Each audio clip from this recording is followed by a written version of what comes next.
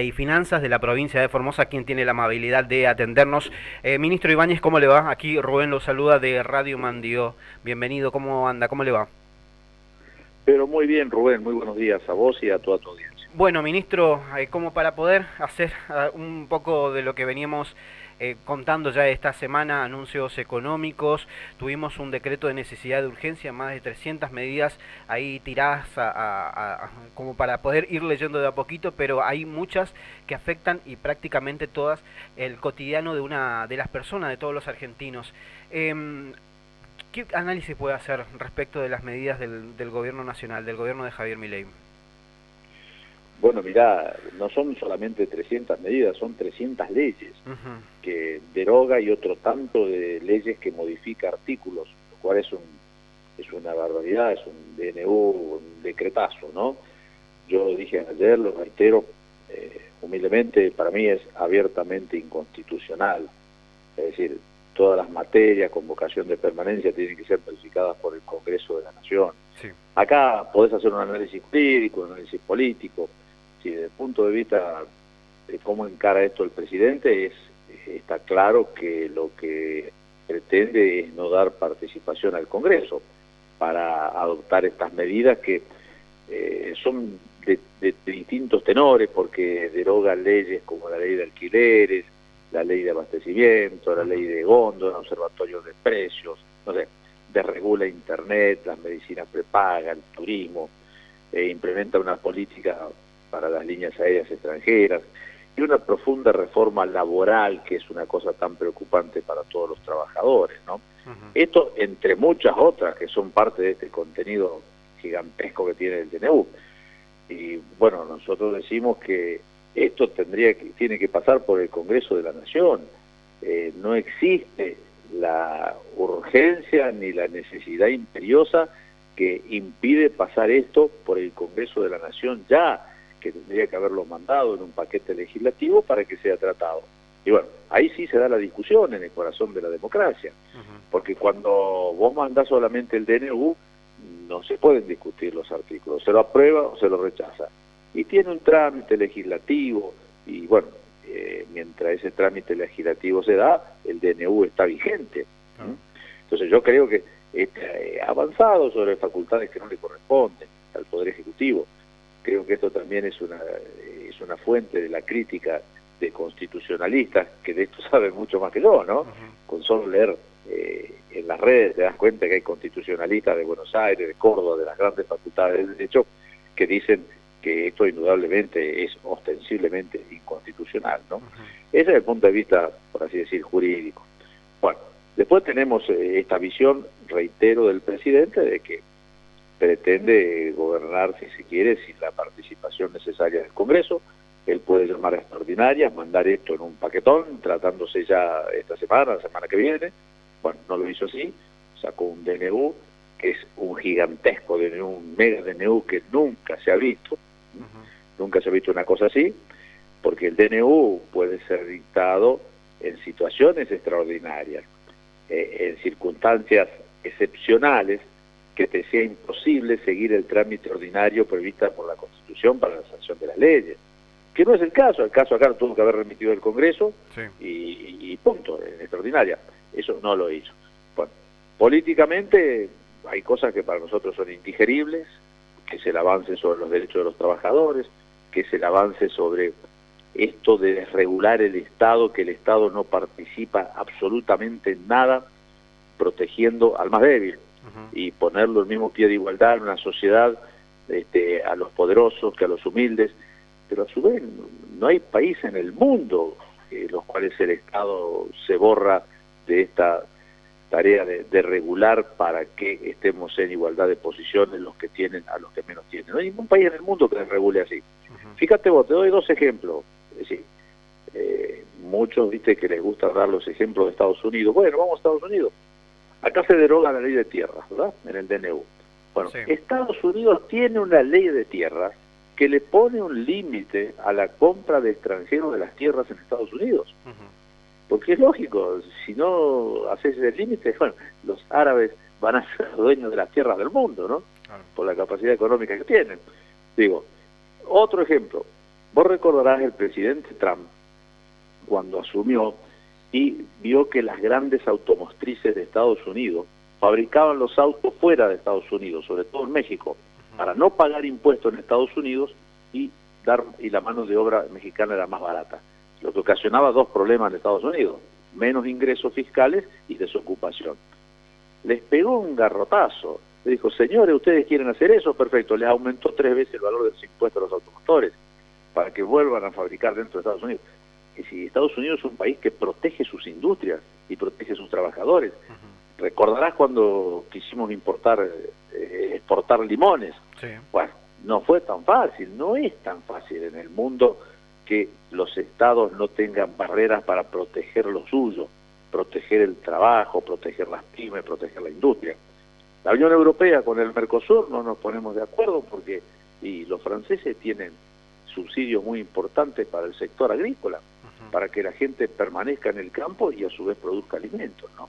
Y bueno, y este modelo que nos propone el presidente, no sé, no existe en el mundo, de una desregulación total de todo, de los alquileres, de la prepaga, de la medicina, de la farmacia, si vos podrás vender medicamento en un kiosco. No sabemos hasta dónde pueden llegar estas medidas, que, te repito, creo que únicamente deben ser aprobadas por el Congreso de la Nación. Y bueno, entonces hoy estamos así, estamos con esto. Otro camino será la justicia. La Confederación General del Trabajo ya ha dicho que va con sus abogados para impugnar esta reforma laboral encubierta. Modernización le llaman, pero es una reforma laboral que quita derechos a los trabajadores y a las trabajadoras. Entonces, digamos, es un DNU muy complejo, son 83 páginas, sí. Pero te repito, deroga 300 leyes, pero en otras va eliminando artículos. Eliminas el artículo 4, eliminas el artículo 14. Bueno, hay que ver cómo queda todo eso. Y después vendrá materia de cómo se aplica esto, ¿no? De regulación de los hechos, claro. Porque no es fácil aplicar todo esto a la vez, ¿no? Pero bueno, estuvieron las primeras medidas de Caputo el martes pasado. Esta vendría a ser la parte 2 y ya Milei dijo de que vienen más cosas, dijo. ¿Cómo fueron las primeras medidas de Caputo?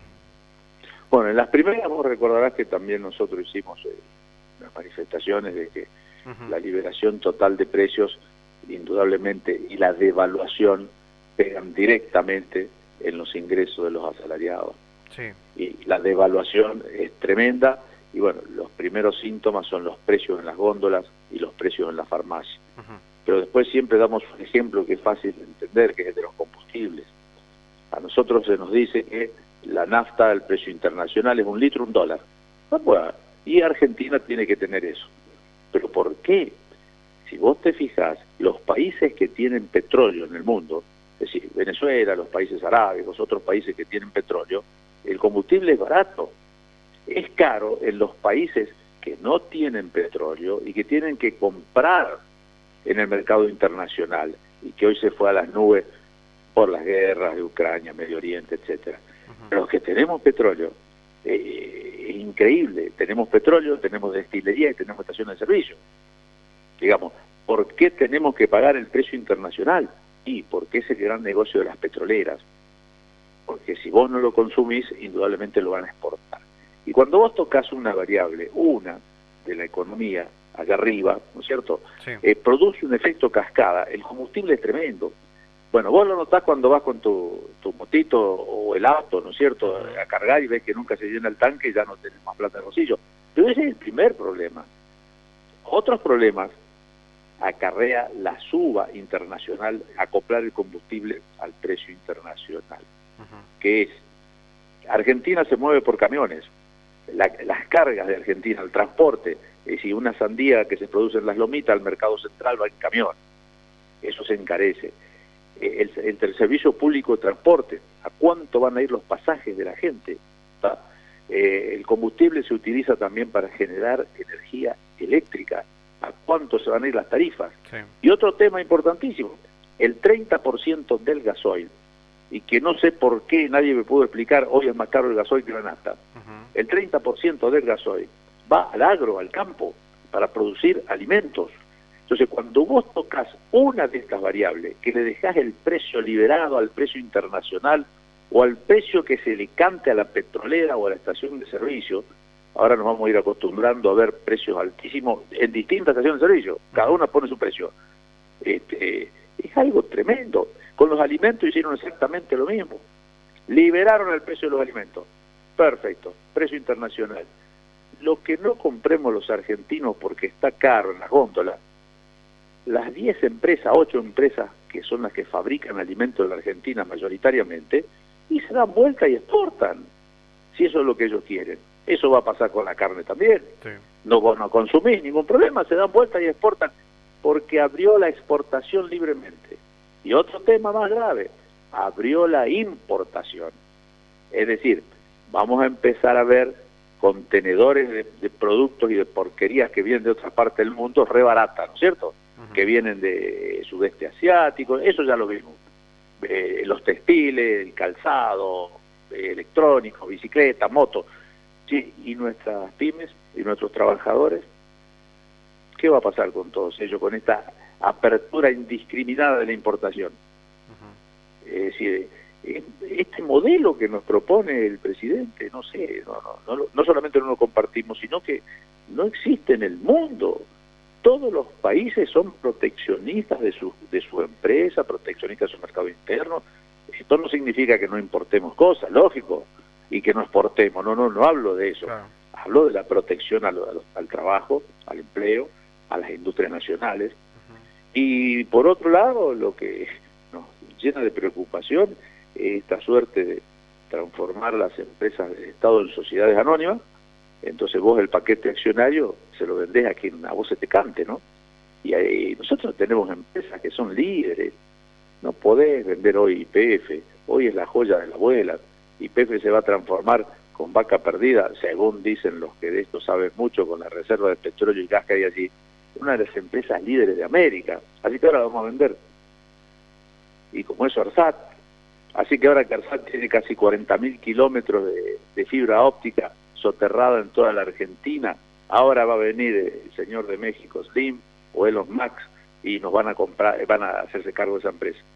Digo, hay cosas que no entendemos, creemos que no deben pasar, que el Congreso tiene que poner una valla, que la justicia tiene que poner una valla, y después está la gente en la calle, los sindicatos, la gente. Vos has visto que en forma espontánea en distintos lugares de la Argentina. Pero en Buenos Aires hay una particularidad, que vos ves hacia dónde marcha la gente. La gente marcha hacia el Congreso de la Nación. Qué increíble, ¿no? Como diciéndole, señores, estamos tocando timbre porque ustedes pueden ser parte de la solución a nuestro problema, ¿no? Tal cual. A ver, todo esto también, por supuesto, va a modificar muchas cosas en las provincias, ¿no? Por supuesto, porque va a haber también un congelamiento en lo que tiene que ver con respecto al presupuesto en sí.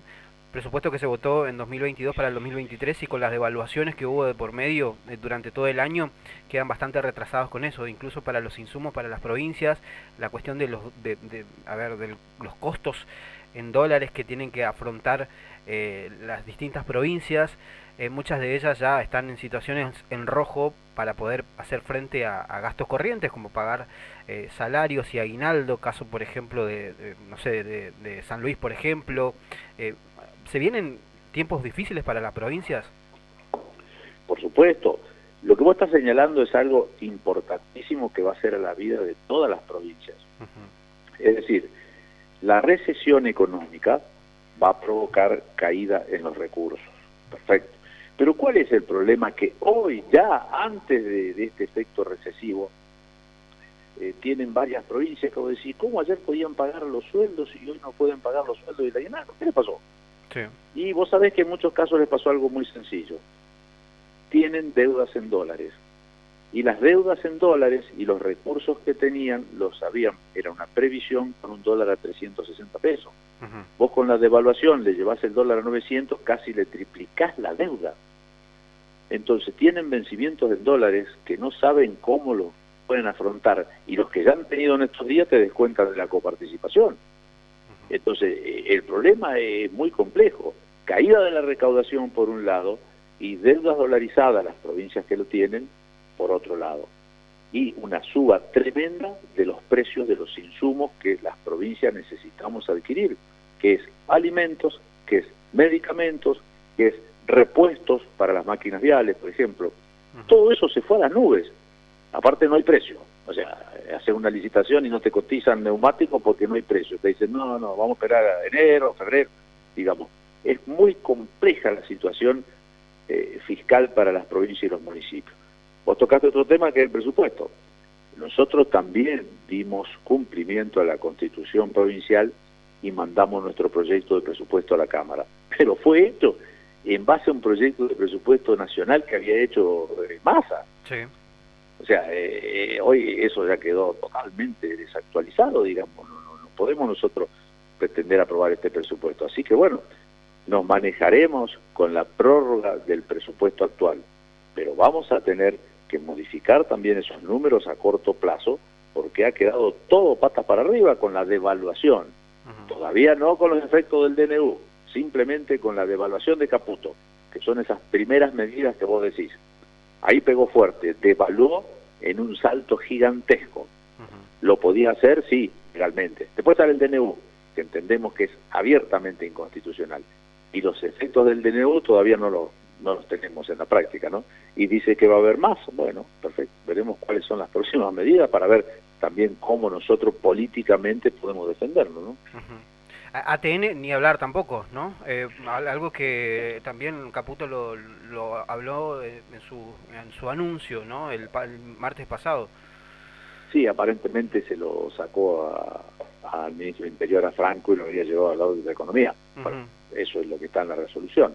Pero olvídate, este gobierno no tiene en miras asistir a la provincia y a los municipios en forma directa por situaciones excepcionales, situaciones excepcionales desde el punto de vista financiero. Es decir, que te falta plata, porque para muestra basta un botón, Bahía Blanca. Sí. ¿Está? Si en un lugar donde ocurre un hecho de la naturaleza y hay de inicio 13 muertos, creo que hay 3 más o 4 más a posteriori, y vos le decís, está muy bien, pero bueno, ustedes se van a resolver esa situación con los recursos que tienen, creo que ya marca una línea de la política, ¿no? El que tiene problemas que se arregle como pueda, digo. Exactamente.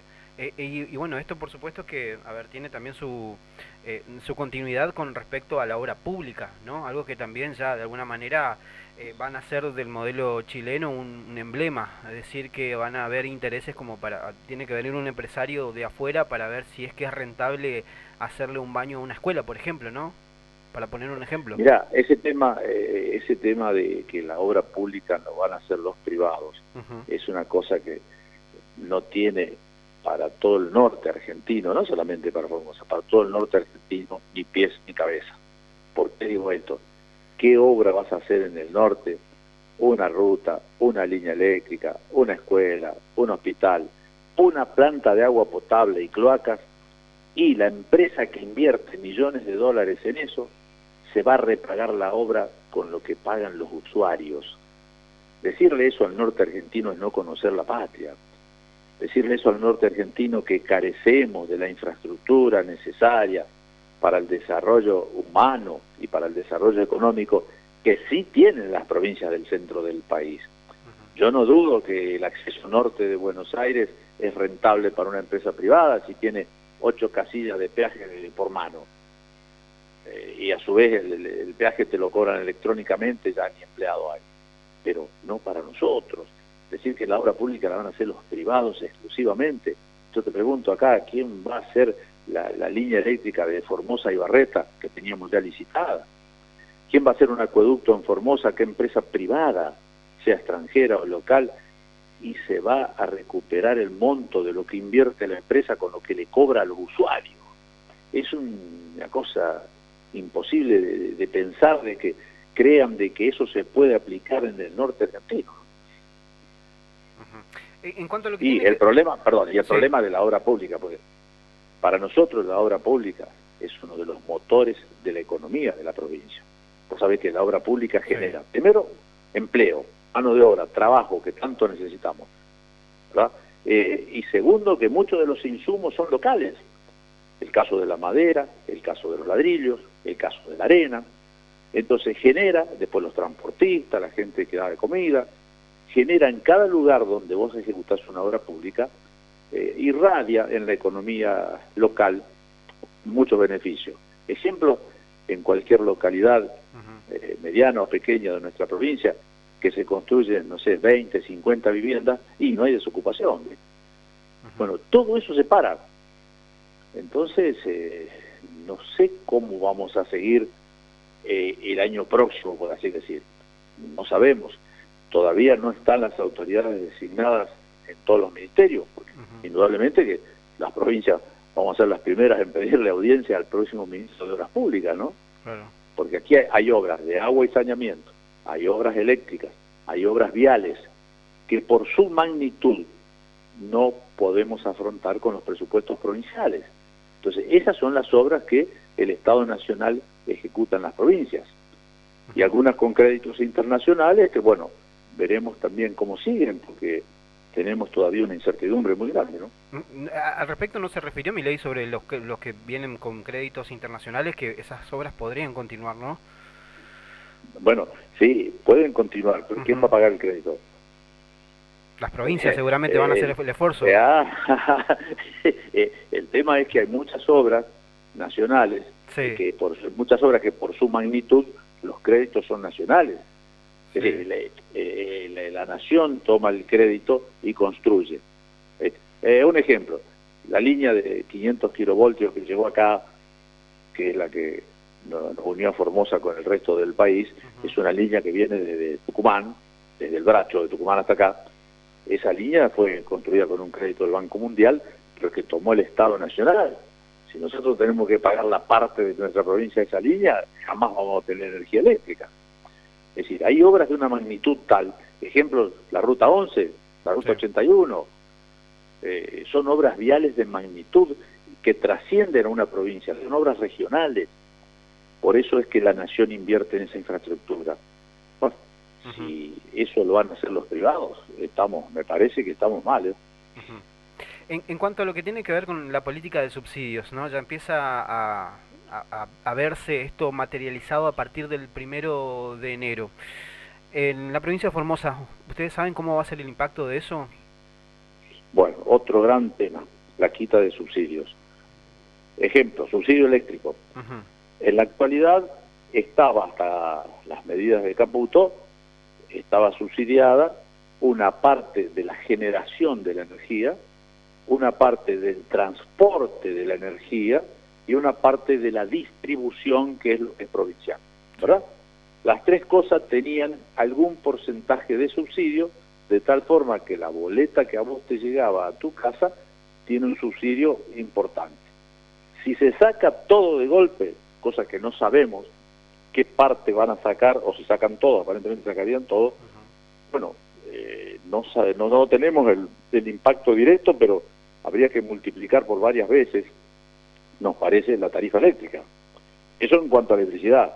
El otro subsidio que también tenemos los formoseños es al transporte. Si vos sacás el subsidio al transporte, indudablemente que el boleto de los colectivos va a haber también que multiplicarlo por varias veces.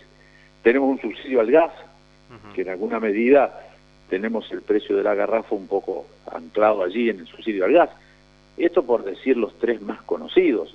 Después hay otros subsidios indirectos, que indudablemente al quitar todo eso y no tener una mirada federal y no tener una mirada de decir, bueno, ¿cómo puedo hacer para que el que menos tiene pueda tener una tarifa accesible, una tarifa social, pueda viajar en un colectivo, pueda tener una garrafa a un precio accesible? Sí. Solamente miran el centro y solamente pareciera ser desde que se mira Buenos Aires. Es que los que más terminan siendo afectados también son los propios porteños, ¿sabes? En ese sentido, que son los que más usan trenes, colectivos, que tienen otras alternativas más variantes, que tienen que usar varias veces. Es una forma indirecta también que tiene el Estado de poder solventar el sueldo de los trabajadores, ese subsidio. Pero por supuesto. Pero ellos entienden que ¿quién anda en colectivo? En colectivo no anda, qué sé yo, la gente que vive en esa zona norte de Buenos Aires. Claro. ¿Está? En colectivo anda el laburante. En los trenes, ¿quién anda? El laburante. Pero, bueno, ellos tienen una mirada Pero entiende totalmente distinta a pero eso. entiende que la política de subsidios es inflacionario, que todo lo que se aplica a través de los servicios se termina el trabajador pagándole en la góndola del supermercado, lo que dijo Caputo en su discurso el martes pasado.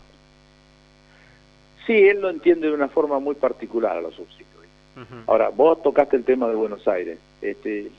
¿Por qué la gente de Buenos Aires, cuando no había terminado todavía prácticamente de leer el presidente el tema de este DNU, ya estaba con sus cacerolas, ya estaba puteando en la puerta?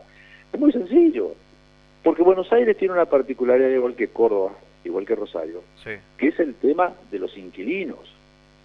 No te olvides que en Buenos Aires el 60% o más son inquilinos.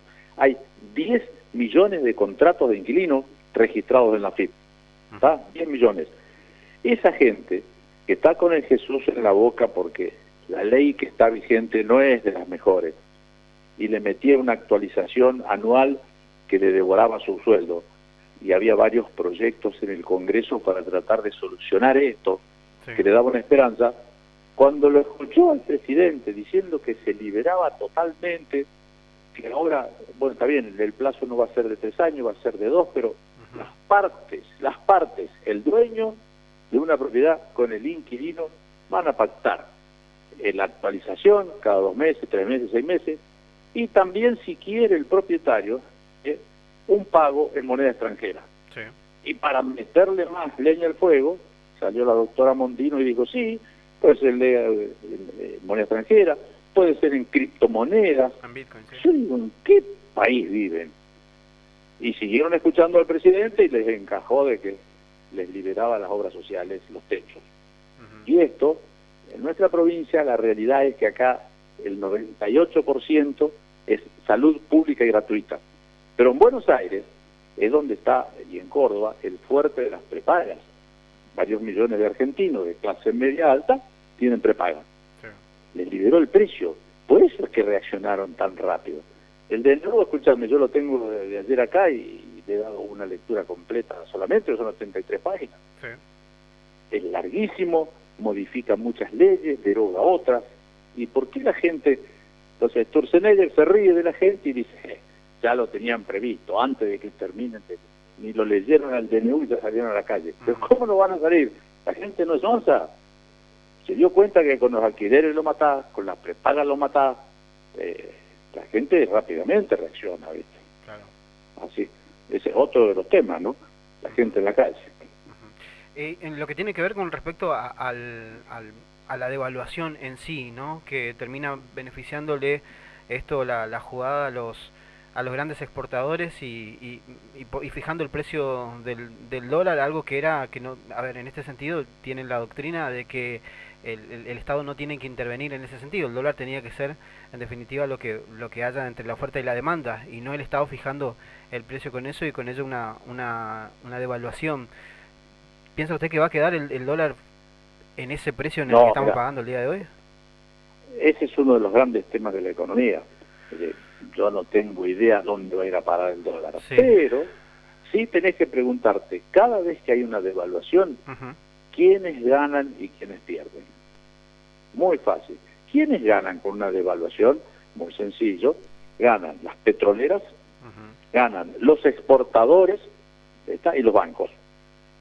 Si ganan esos tres sectores de la economía, quiere decir que los que pierden son los que están abajo. ¿Quiénes pierden? Las pymes, los trabajadores y los jubilados, por ejemplo. Entonces, las devaluaciones siempre benefician a esos y perjudican a los demás. Entonces, ¿cuál sería el precio justo del dólar? No tengo idea. Son, digamos, la política macroeconómica se maneja muy lejos de nuestra provincia. Sí. ¿Verdad? Se maneja en Buenos Aires y en círculos muy muy altos de la economía, pero no somos onzos para darnos cuenta a quién beneficia y a quién perjudica. Si las petroleras tienen libre posibilidad de exportar, pero van a exportar todo, y ahí está el tema de la joya de la abuela que se llama IPF, de vender rápidamente IPF. Van a exportar alimentos, y sí, van a exportar, sí, y la mesa de los argentinos y la góndola del supermercado, hasta la ley de góndola sacaron. hasta la exactamente. ley de góndola. Es que no quieren dejar precios de referencia en la economía, porque básicamente No, lo no, que no, quieren no. hacer es justamente que haya una competencia entre los distintos entre los distintos empresarios, entre los distintos comerciantes, y lo que dicen básicamente, si es que hay un supermercado que te vende muy caro, anda a otro supermercado, porque en Bueno, pero definitiva lo que eso quieren hacer, sí, sí, vos podés, te acordás, Mondino lo doña dijo, Anita de Lázaro, sí, vos sí, podés recorrer toda la mañana para comprar la carne, el pan, los huevos, la harina, sí, sí, pero los señores que fabrican alimentos, las fábricas, son otros 10 nada más los grandes, ujú, ¿está? Es decir, Molino, Bunge, Arcor, esos señores que fijan el precio monopólicamente, ¿verdad? Porque se reparten los sectores de la economía y fijan el precio. sí, Si vos no comprás porque está elevado el precio en la góndola, se dan vuelta y lo exportan y lo cobran en dólares, en yen, en euros, en lo que fuere, ujú, porque no tienen ninguna obligación en la mesa de los argentinos. ¿Está? Y con el petróleo va a pasar lo mismo con las naftas. Entonces, no es cierto que hay una libre competencia. Vamos a las prepagas. Abrieron, sí, porque ahora las prepagas van a competir entre ellas. ¿Qué? Ahí lo dijo Velocopil. sí, Y nos vamos a juntar las tres grandes para fijar un precio conjunto, porque si no nos vamos a devorar entre nosotros. Porque está muy monopolizado todo el comercio en la Argentina. Vos tenés tres prepagas, ujú, tenés 8 o 9 que producen alimentos. Entonces, ¿qué tenemos que hacer? Nosotros tenemos que hacer una política que la producción de alimentos locales pueda llegar, pueda incentivarse cada vez más ujú, y pueda llegarle a la gente sin intermediarios. Pero bueno, tal vez no podemos solucionar todo, pero es un camino, claro. porque eso de la libre competencia, ¿dónde existe eso? Si están cartelizados. Ujú. Y que se, a ver, de que se juntan entre ellos y empiezan a fijar los valores de mercado, por supuesto, en definitiva, porque son pocos, Claro, justamente, y exacto. mi ley habla acerca de las bondades del monopolio, que es en definitiva lo que le terminó cambiando la cabeza como economista. Sí, sí, sí, porque es monopólico. Fíjate vos en los alimentos, hay que simplemente en cualquier literatura, en cualquier portal de Ujú, carne, por ejemplo, de quien fuere, te vas a dar cuenta que ¿cuántos producen harina? Muy pocos. ¿Cuántos producen alimentos envasados de tal característica? Muy pocos. Muy pocas fábricas, muy pocas empresas. Y dentro de ellas, la mayoría son extranjeras. ujú. Entonces tenemos otro problema, ¿no es cierto? Que Eh, responden a sus casas matrices. sí, Entonces, ¿qué les es conveniente a las casas matrices? ujú, Vender en un mercado interno deprimido o exportar. Si vos le abrís libremente la exportación, que ningún cupo va a quedar para el mercado interno, claro. van a vender todo. Si no pones unas vallas para la mesa de los argentinos y a un precio accesible al bolsillo de los argentinos, porque te repito, Ujú, producimos petróleo y producimos alimentos, sí, no tenemos por qué acoplarlo al mercado internacional y por qué pagar, como creo que dijo alguien de la sociedad de la Federación Agraria, un bife acá lo mismo que paga un canadiense. ujú. ¿Y por qué pagar acá un litro de gasolina un dólar? Si ese es el precio internacional, si nosotros tenemos petróleo. Ahora, lo que exporten, sí, pero pónganlo al precio que quieran, Ujú. pero para los argentinos no. ¿Cuál es la barrera que produce la provincia como para tratar de atenuar los impactos de este devoramiento en la economía entre las competencias que propone la provincia? Y mira, es difícil. Ujú, Tenemos políticas activas con respecto a la producción de alimentos, es decir, de la ayuda a los pequeños productores y a su vez lo que ellos producen ponerlo en la mesa entre los formoseños a través de la feria, por ejemplo, o del mismo plan Nutrir, que asiste como a 20.000 personas acá en la ciudad capital con las cajas alimentarias, sí, lo mismo que las cajas alimentarias para los pueblos originarios, lo mismo que los comedores escolares. Es ujú. decir, hay muchos programas, pero indudablemente lo que no podemos hacer es escapar a una política nacional que es la que... ¿Ibañez nos escucha? ¿Doctor Ibañez nos escucha? Sí, ahora sí se Ah, restableció, sí. perfecto, perfecto, sí, sí, lo perdimos un ratito. Hola. ¿Sí? ¿Nos escucha? ¿Ibañez nos escucha? Ahora sí, sí, ahora te escucho, te Ah, escucho, te perfecto, escucho. sí, sí, lo perdimos ahí un instante.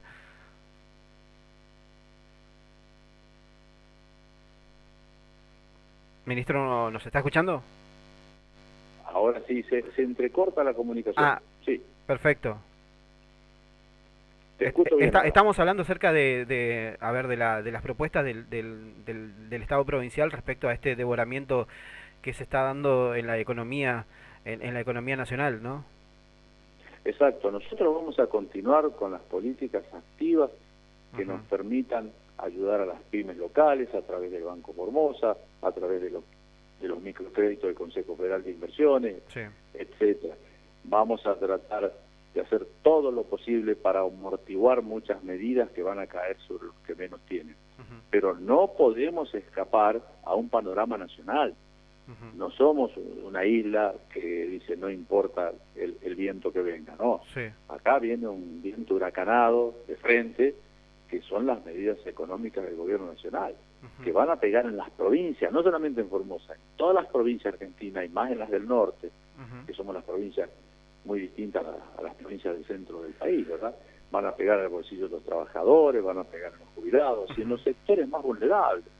Y bueno, veremos qué pasa en los próximos días, veremos qué pasa con el Congreso de la Nación, veremos qué pasa con las medidas judiciales, veremos qué pasa con la Confederación General del Trabajo y Ujú. la gente que está haciendo sentir su malestar en las calles desde, no sé, desde Ushuaia hasta La Quiaca, ¿no? Ujú.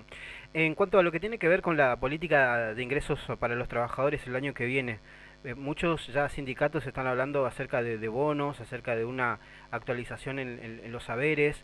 El propio radicalismo también emitió un comunicado hace muy poco acerca de poder brindarle nuevamente, producto de la devaluación de este año, salarios, una mejora salarial a los trabajadores provinciales. El año que viene, ¿cómo va a ser con respecto a eso? Mira, el que pueda decirte qué va a pasar el año que viene, bueno, yo lo felicito porque Ujú. es tener la bola de cristal, ¿no? No sabemos, tenemos la incertidumbre total de la recaudación fiscal, Sí. tanto provincial como nacional, ¿verdad? Veremos en los primeros meses del año qué pasa, enero, febrero, porque vamos a manejarnos, te repito, exclusivamente, al igual que el Estado Nacional, con la prórroga del presupuesto. Ujú. Pero no podemos prever qué va a pasar con la recaudación. Ese es digamos, el nudo central. No solamente para las provincias, también para los municipios, ¿eh? No Y te es lo olvides más que todos probable los que caiga, municipios. ministro, por supuesto. Me imagino que ustedes están preveyendo eso también, de que a nivel nacional, producto también de la estanflación del que habla Milei, de una alta inflación y de caída económica, por supuesto que la recaudación en todos los sentidos van a mermar también, por supuesto. Sí, sí, creemos que sí, que se va a resentir. Lo que pasa es Ujú. que no sabemos hasta cuándo, qué niveles puede tener. No sabemos qué va a pasar con ganancias. Sí. Vos recordarás que, bueno, cuando estaba Massa de ministro y candidato, se quitó ganancia de la cuarta categoría, que estamos totalmente de acuerdo, el sueldo de un trabajador no es ganancias, ¿eh? Ujú. Estamos totalmente de acuerdo. Pero en paralelo a eso, con Massa teníamos una compensación, que se elevó la ley al Congreso, que es el 50% de la ley del cheque, ¿verdad? Sí. Que compensaba lo que las provincias dejábamos de percibir por ganancia. Bueno, el presidente ha dicho que eso no, que no va a dar absolutamente nada del impuesto al cheque a las provincias y que quiere que se instaure nuevamente el impuesto a las ganancias. Bueno, no sabemos qué va a pasar, si va a lograr los votos necesarios para reinstalarlo o no, Sí. porque no está en el DNU, Ujú. sino que aparentemente enviaría un proyecto de ley al Congreso, pero Ujú. tampoco sabemos qué va a pasar. Claro. La Eso a partir devolución del del primero de IVA, marzo en adelante recién. la devolución del IVA es Sí. más fácil de opinar porque, bueno, la devolución del IVA vence el 31 de diciembre. Ujú. Perfecto. Y si no hay ley que lo prorrogue, no se puede prorrogar. Pero ganancia ya está vigente y tenemos un agujero Ujú. fiscal importantísimo con ganancia, ¿viste? Ujú. Nosotros tenemos, para dar una idea, y una masa salarial y media o más que se nos quita por año con la eliminación de la cuarta categoría. Que te repito, ¿estamos de acuerdo? Sí, Sí. pero ¿cómo compensamos a las provincias y a los municipios argentinos? Bueno, Ujú. hicimos una propuesta, el presidente la desestimó. Perfecto. Bueno, ministro, le agradecemos su tiempo de poder dialogar con nosotros. La verdad que lo tuvimos muchos muchos minutos. Ojalá que en algún momento lo podamos tener aquí en el estudio y poder hablar un poco más largo todavía. ¿Le parece? Bueno, les agradezco mucho. Muchísimas Tengo esa gracias. invitación de ustedes ya hace un buen rato y se la debo, pero lo vamos a hacer, lo vamos a hacer. Perfecto. Bueno, lo Te mando un esperamos abrazo aquí en grande a el vos. estudio. Muchísimas gracias. Un saludo a toda tu audiencia. Y bueno, estamos en las proximidades del nacimiento del niño de Belén, que nos ilumine a nosotros y a todos los argentinos para realmente seguir un camino de paz y de amor, ¿no? Y no un camino de enfrentamientos y de problemas tan graves como los que hay hoy. Que tengan una feliz Navidad y bueno, esperemos que el año que viene podamos enderezar algunos de estos rumbos, ¿no? Entre todos los argentinos. Esperemos.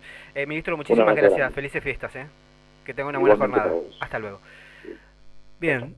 Dialogamos con el ministro de Economía, Hacienda y Finanzas de la provincia de Formosa, el doctor Jorge Oscar Ibarra.